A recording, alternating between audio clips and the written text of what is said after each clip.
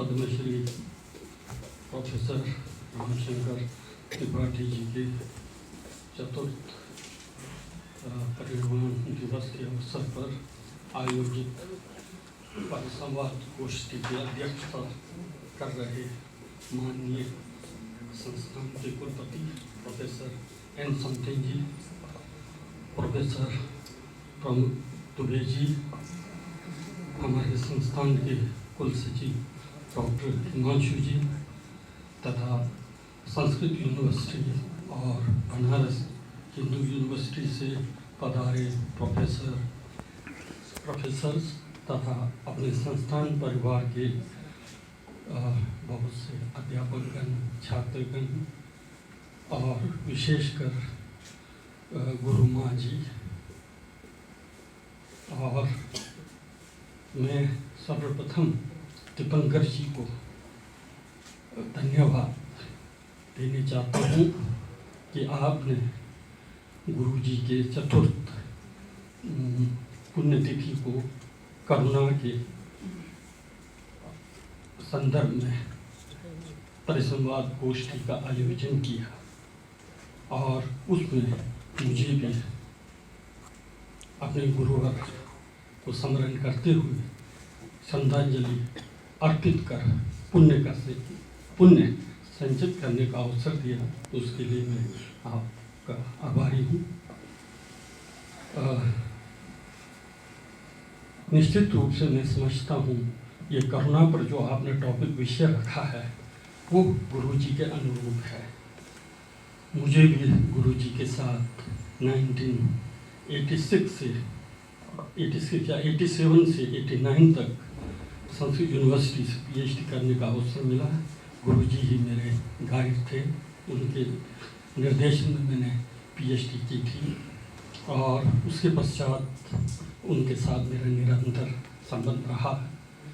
मैं जब पीछे मुड़कर देखता हूँ तो हमारे हिमालयन रीजन में जैसे लाहौल स्पीति हो या किन्नौर हो, अरुणाचल प्रदेश हो, आज वहाँ के जो बौद्ध जो विद्वान जैसे प्रोफेसर सिम्बा जी रहे होंगे या प्रोफेसर टचित मंजूर जी थे या अन्य और बहुत सारे, उन लोगों ने जितने भी पुस्तकें लिखी उन सब का जो है एक प्रकार से सपोर्ट जो है हमारे प्रोफेसर रामशंकर जी का रहा। उनके लिए मैं नहीं समझता कि हमारे हिमालयन रीजन के जो लोग थे वो लोग जो है किसी पुस्तक को जो है लिख सकें या समाज के सामने प्रकट कर रख सकें। उनका बहुत अपूर्व योगदान रहा है। वही मैं देखता हूँ तो लद्दाख संस्थान से जितने भी ग्रंथ प्रकाशित हुए वो सब उनके निर्देशन में हुआ। रिस्टोरेशन में जितने भी पुस्तकें हमारे संस्थान से निकली है उसमें भी जो है प्रोफेसर रामशंकर त्रिपाठी जी का अपूर्व योगदान रहा है। वो जो है अपने बच्चों के प्रति इतना करुणा से, इतना प्रेम से उनको जो है अनुग्रहित करते थे। मुझे याद है जब वो जो है बोधिचार्य अवतार पर वो हिंदी में कमेंट्री लिख रहे थे प्रज्ञाकर्माती का, उसमें जो है संस्कृत में कुछ अंश छूटे थे तो वो जो है PhD से रिस्टोर करना था, वो काम मैंने उनको करके दिया था। तो कभी कभी बोधिचार्य अवतार के श्लोकों को जो है गाते हुए सुनाते हुए वो भाव विभोर होते थे। मैंने उनके आंखों में आंसू देखा है। वास्तव में गुरु जी जो है करुणा की प्रतिमूर्ति थे। इसलिए आपने जो टॉपिक आज चुना है करुणा पर, वास्तव में आपने जो है न्याय किया है, ऐसा लगता है। पुनः मैं उसके लिए आपको जो है धन्यवाद देना चाहता हूँ। जहाँ तक करुणा का प्रश्न है तो इससे पहले भी बहुत सारे विद्वानों ने कहा, बहुत ज़्यादा मैं नहीं कहूँगा, लेकिन जब हम करुणा की बात करते हैं, करुणा का सामान्य अर्थ यही है कि हम जो पीड़ित हैं, दुखियारे हैं, हमको जो उनके आंखों से, उनके हृदय से देखना, ये एक प्रकार से करुणा है। जो पीड़ित है, जो परेशान है, उसके फीलिंग, अपना फीलिंग समझ, उसकी वेदना को अपना वेदना समझ करके उसको देखना, ये करुणा है।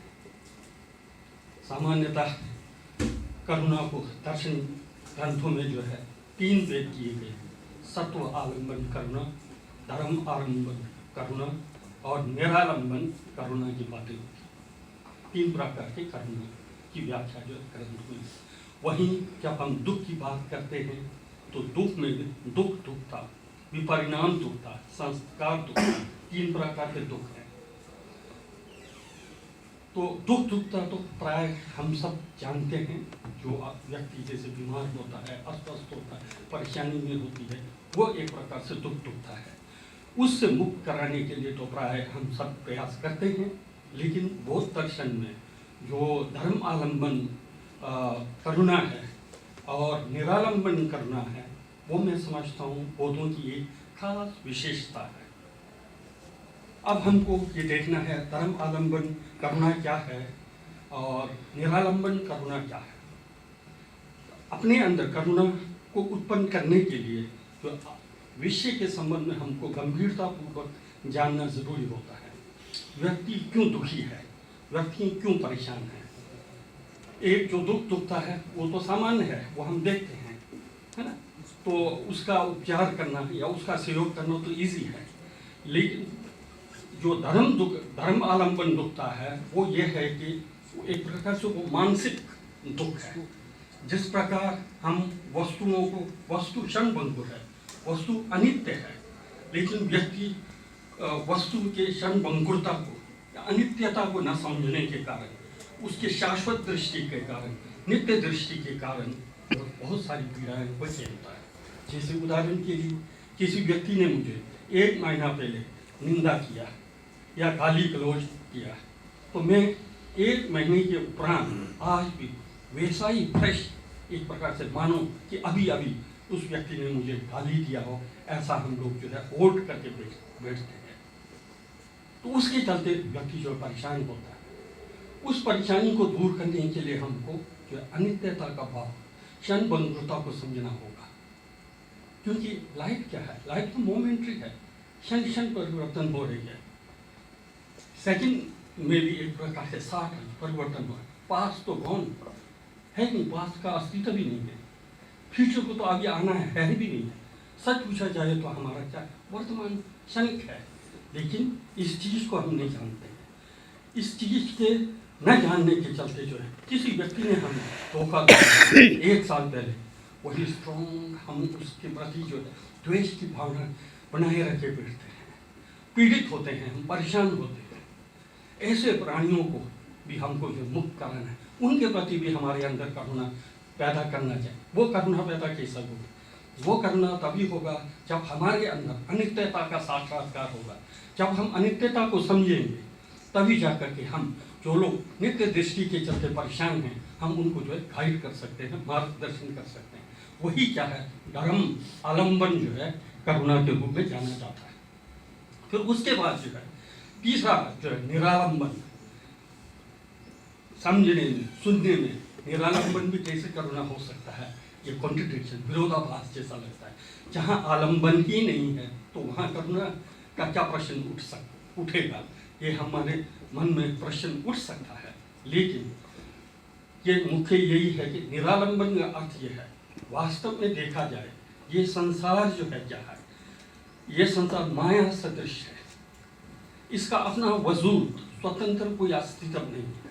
जैसे कि मैंने अभी कहा, साइंस भी बताती है कि अणु परमाणु क्षण क्षण में बदल रही है ना, क्षण क्षण में बदल रही है। वस्तु का अवकाश क्या वास्तव में क्षण क्षण परिवर्तनशील है, लेकिन हम लोग उसको क्षण क्षण परिवर्तित होते देख नहीं रहे हैं, है ना। इसलिए नित्य का भाव ग्रहण करके बैठे। वहीं जो क्षण क्षण वाले बात को हम और थोड़ा गंभीरतापूर्वक अगर विचार करेंगे, हम देख रहे थे कि इस बिल्डिंग को निरंतर हम देख रहे हैं, लगातार ऐसे सॉलिड है, इनहेरेंट जैसा देख रहे हैं। हम अपने व्यक्तित्व को देखते हैं, हम जैसे कल थे वैसे ही आज हैं जैसा हमको दिखने लगता है। वास्तव में ये तो फायर ब्रांड की तरह है ना। फायर ब्रांड को हम जब हम घुमाते हैं तो सर्कल जैसा दिखाई देता है, वास्तव में वहाँ सर्कल थोड़ी होता है। ठीक उसी प्रकार अगर हम अंतर्मुखी होकर के देखेंगे, चिंतन करने लगेंगे, ये शरीर तो निरंतर है ना, फायर ब्रांड के अतिरिक्त क्या है, फलप्रदान का अर्थ क्या हुआ? वही माया ही हुआ, जिसका जो निस्वभाव है, वस्तु का स्वभाव निस्वभाव है, लेकिन इसको हम नहीं जान पा रहे। स्वस्वभाव, इनहेरेंट मान करके बैठते हैं। इसके चलते जो है हम परेशान हैं, पीड़ित हैं, समस्या करते हैं। इसलिए जब तक हम शून्यता का भावों को नहीं समझेंगे, हम उस प्रकार से जो दृष्टि से उत्पन्न होने वाली पीड़ा या परेशानी या समस्या, उससे हम मुक्त नहीं हो सकते। उससे मुक्ति होने के लिए जो है हमको जो है वस्तु की वास्तविकता, निस्वभावता, अनित्यता को समझना पड़ेगा।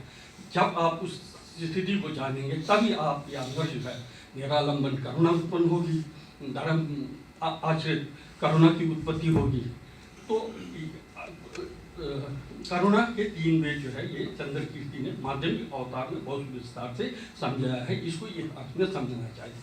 अब इतना हम गंभीरता पूर्वक निश्चित रूप से धर्म आलंबन या निरालंबन करुणा उत्पन्न करना हमारी बात नहीं है।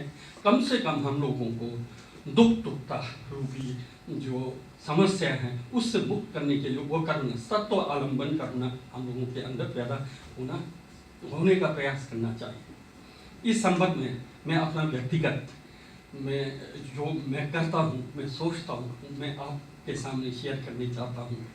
तो इसमें से आपको भी अच्छा लगे, शायद आप भी उसका अनुकरण करें। जैसे मैं सुबह बिस्तर से उठता हूँ, जागता हूँ, सर्वप्रथम मैं जागने पर मैं 6 सिलेबल मंत्र ओम मणि पे मैं हूँ, जो अवलोकित और ईश्वर के जो है करुणा का मंत्र माना जाता है, उसको मैं रिसाइट करता हूँ कम से कम 21 बार। जैसे ही मैं नींद से जागता हूँ, बिस्तर से बाहर उठता हूँ, तो ओम मणि पे मैं हूँ, ओम मणि पे मैं हूँ का रिसिटेशन जो है मैं 21 बार करता हूँ और उसमें प्रेयर करता हूँ। आज दिन भर में किसी व्यक्ति को देख करके उसके प्रति राग उत्पन्न हो, द्वेष उत्पन्न हो, ये मैं भाव उत्पन्न करने की चेष्टा करता हूँ। और साथ ही साथ मुझे देख करके, मुझे आलम्बन बना करके किसी व्यक्ति के अंदर जो है राग उत्पन्न हो, द्वेष उत्पन्न हो, ये मैं भावना करता हूँ। कम से कम 21 बार ये रिसाइट करके ये मैं प्रयास करता हूँ। ये मेरा करुणा जनरेट करने का, करुणा का मेरा एक व्यक्तिगत प्रैक्टिस है। फिर उसके बाद मैं ब्रेकफास्ट करता हूँ। हम सबको ब्रेकफास्ट करना पड़ता है, उस समय अकेला होते हैं, है ना। तो उसमें क्या करता हूँ, जब मैं भोजन ग्रहण करता हूँ, थोड़ा स्मरण करता हूँ जो मेरे टेबल पर जो चाय आया है ये कहाँ से आया है।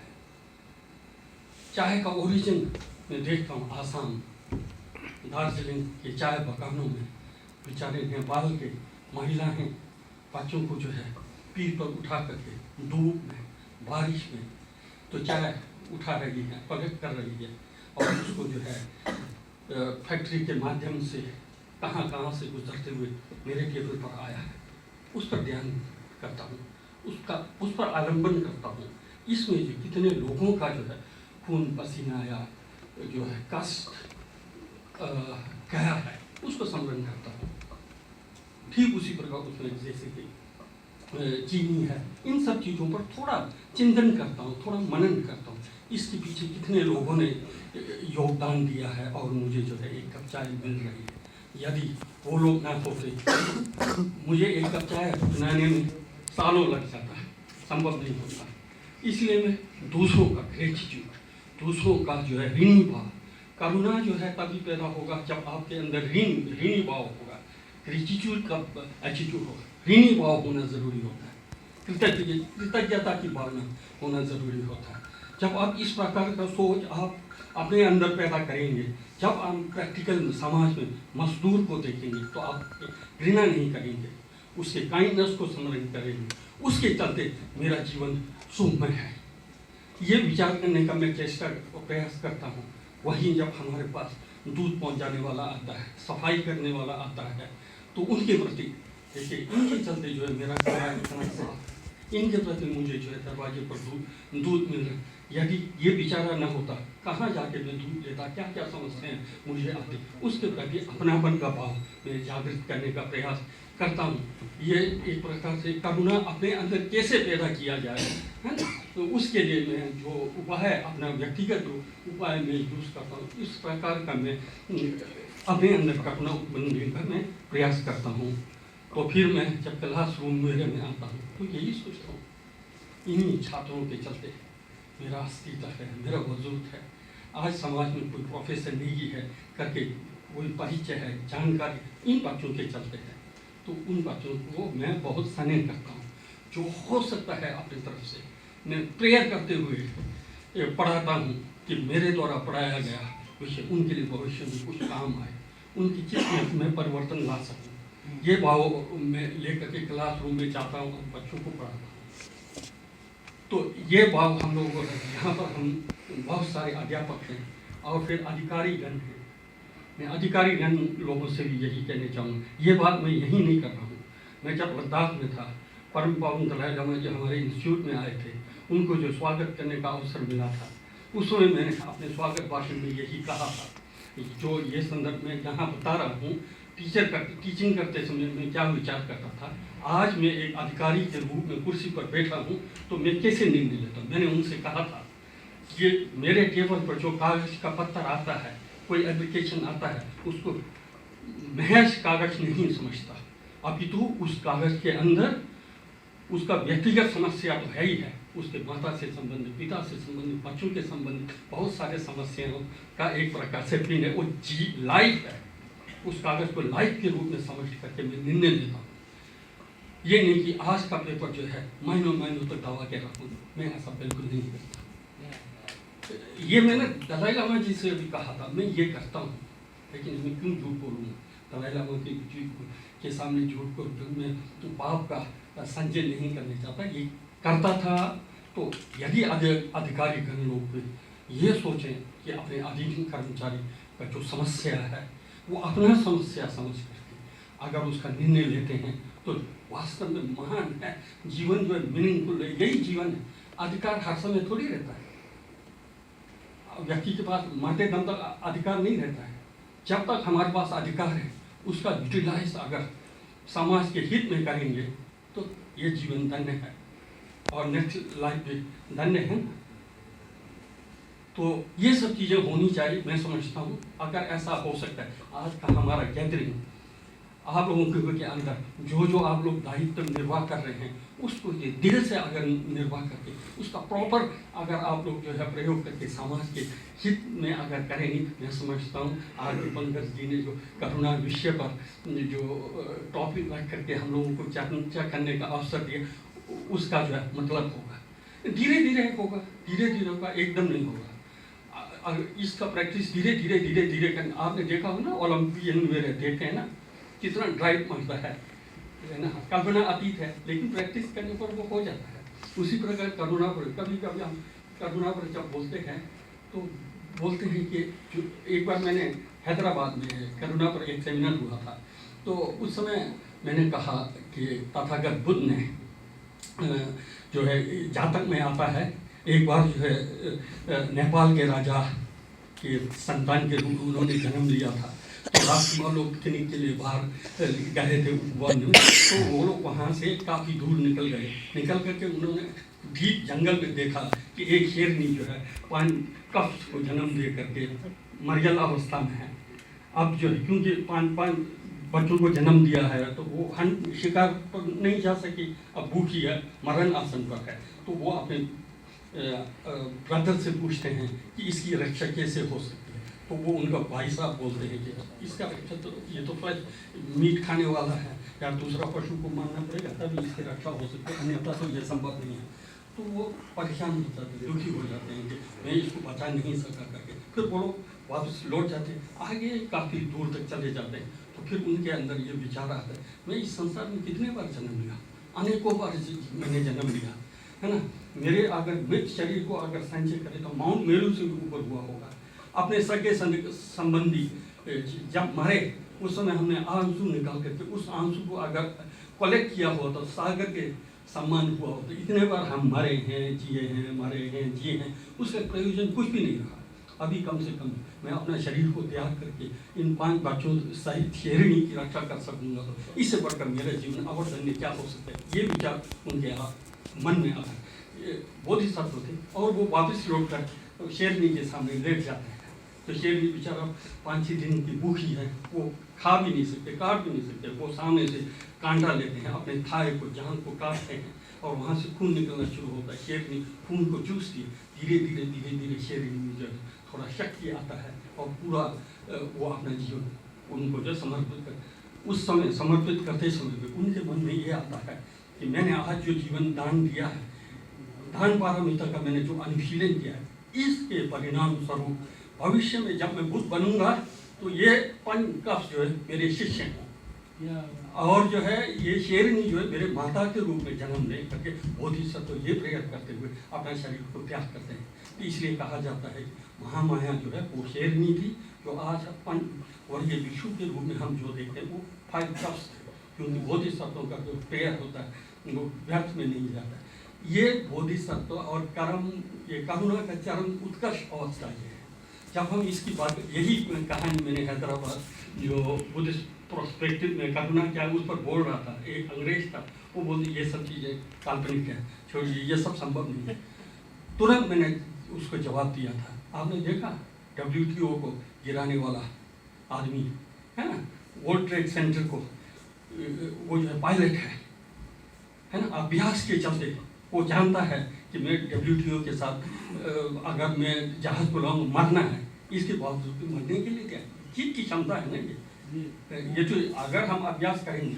आपने स्वतंत्र आज़ादी के लड़ाई लड़ने भगत सिंह को नहीं देखे, फांसी पर जाते समय वो कहता है चल बसंती जोड़ा करके गीत गाते हुए और प्रेयर करता है कि नेक्स्ट लाइफ में जो भारत वर्ष में जन्म ले करके देश को आज़ाद कर। चित्त की शक्ति है ना, ये नहीं सोचना चाहिए कि ये सब चीज़ें कपोल कल्पना, ऐसा नहीं है ना। चित्त को हम जैसे जैसे अभ्यास करेंगे, जैसे जैसे चाहेंगे, इसको हम उस रूप में बना सकते हैं। अब हमको देखना है आप क्या चाहते हैं, आप करुणा में बनना चाहते हैं या कि फिर हिटलर या मुसोलिनी जैसा बनने चाहते हैं, क्या बनने चाहते हैं, बना जा सकता है। चित्त के अंदर ये क्षमता है। तो मैं समय ज़्यादा ले रहा हूँ, तो अंत में एक शब्द जरूर कहना चाहूँगा, ये क्यों होता है इसको भी हमको समझना पड़ेगा। महायान के अनुसार तथागत गर्भ, सभी प्राणियों में तथागत गर्भ व्याप्त है ना, बुद्ध नेचर जो है व्याप्त है। अब बुद्ध नेचर क्या है इसको हमको समझना पड़ेगा। सभी प्राणी बुद्ध बन सकते हैं। अच्छा, बुद्ध बनने की क्षमता क्या है? जब हम बुद्ध बनने की क्षमता क्या है इस पर विचार करते हैं तो ये है कि चित्त के अंदर जो है वस्तु को जानने की क्षमता है, वस्तु को परसीव करने की क्षमता है। जड़ पदार्थ जानता नहीं है, किसी को परसीव नहीं करता है। चेतना के अंदर वो शक्ति है कि वस्तु जो परसीव कर सकते हैं, जान सकता है, अनुभव कर सकता है। ये एक है। चित्त के अंदर जो है वस्तु को जानने की क्षमता रहती है, ज्ञान है। उसी ज्ञान को हमको जो है बढ़ाते बढ़ाते इन्फिनेट करना। बुद्ध क्या है? इन्फिनेट ज्ञान, विस्डम का अधिकारी है ज्ञान, ठीक है ना, वो हमारा चित्त का स्वभाव है। दूसरा क्या है? चित्त का स्वभाव जो करुणा है। चित्त का स्वभाव क्या है? करुणा। ऐसा कोई प्राणी नहीं, ऐसा कोई सत्व नहीं है जिसके अंदर करुणा का अंश न हो, है।